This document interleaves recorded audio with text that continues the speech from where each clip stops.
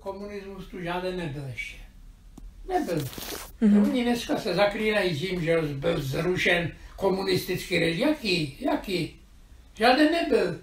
My jsme spěli takové té sociální věci, socialismu, taky nebyl. To bylo u nás blbě vyhlášené předčasně.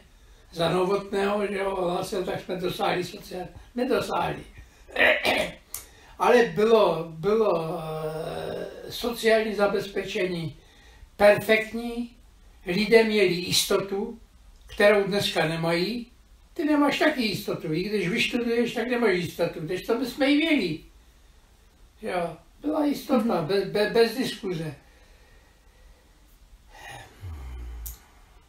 I když byly třeba platy, dejme tomu, nízké, v porovnání s dnešními, tak zase ale bylo to. Ale za ty peníze jsem koupil víc, než koupím dneska. No to je pravda. No, pač, já jsem dneska byl v Bíle a zase všecko zdražili zase. Syry jsou dražší, no do prdele, každý den.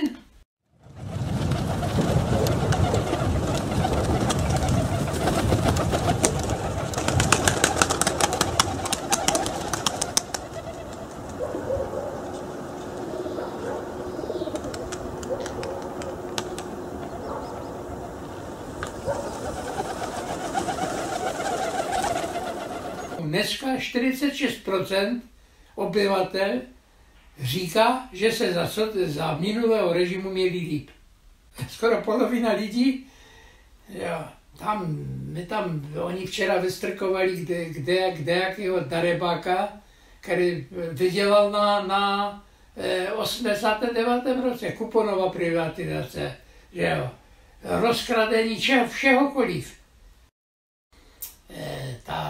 Ta situace dneska dospěla k názoru, že oni se zaklínají demokracii. Všecko je demokracie.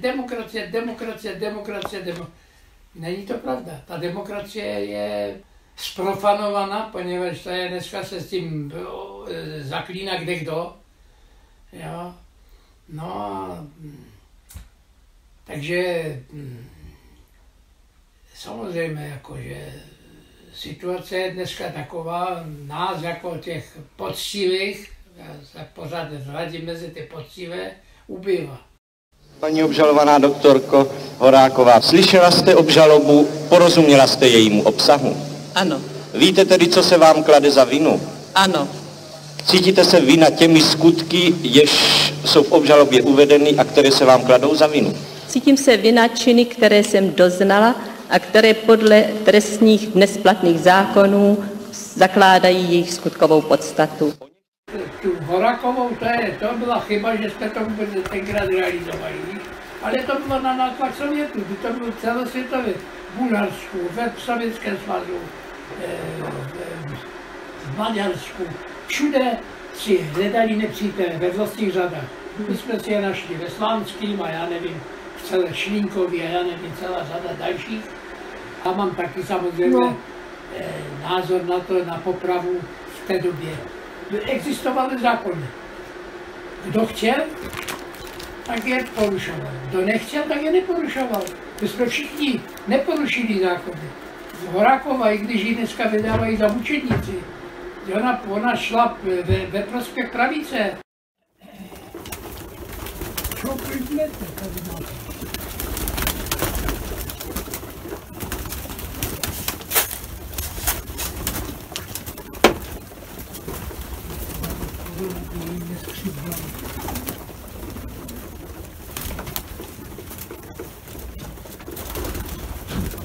Teď krmím hrách, pšenici, ječmen, řepku a loupaný oves.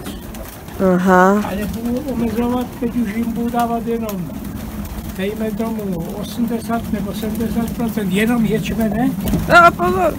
A zbytek pšenice, a když bude mrznout, tak trochu Kukuřice. kterou momentálně ještě ne. Jsme měli prostředky i síly k tomu, ale to chtělo jiné vedení.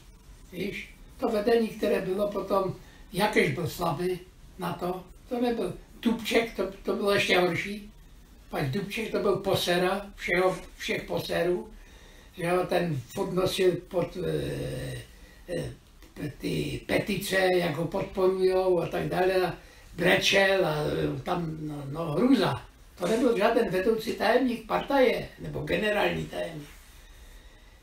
No a takže tam změna byla nutná, ale ve prospěch to, co jsme chtěli. Co pak Havel, když byl zvolený, mluvil o nástupu kapitalismu, ne, on říkal, budu podporovat socialistické zřízení.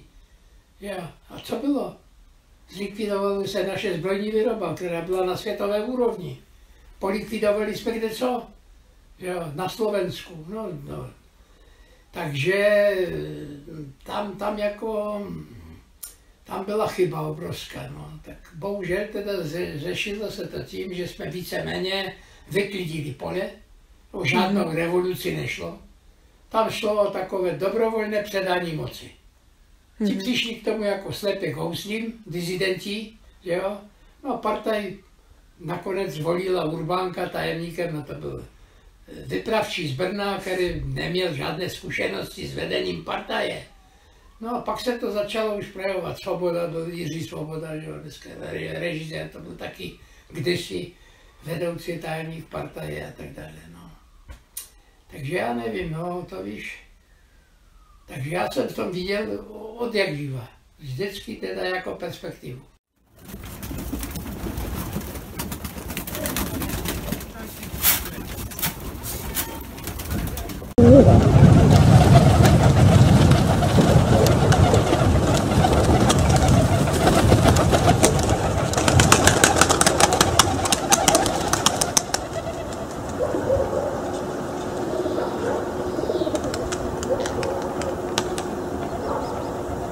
Oni se srali do všeho.